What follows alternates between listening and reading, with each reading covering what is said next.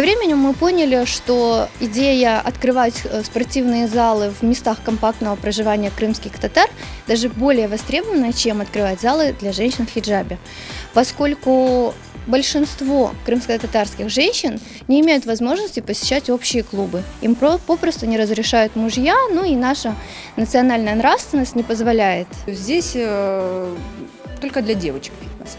То есть мужских каких-то там мужчин не бывает.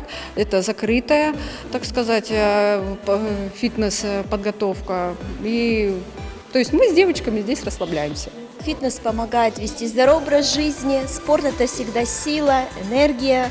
Тут заряжаешься положительной энергией, новые знакомства. То есть мы занимаемся и на фитболах, у нас гантели, резинки, я даю кардио нагрузки, то есть на все тело.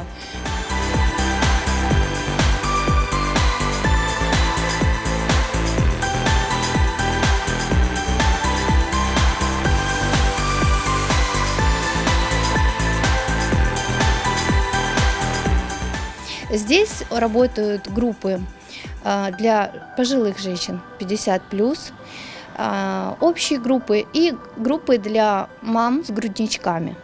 Если женщина хочет привести себя в форму после родов, но ей не с кем оставить ребенка, она спокойно может посетить наш зал и заниматься.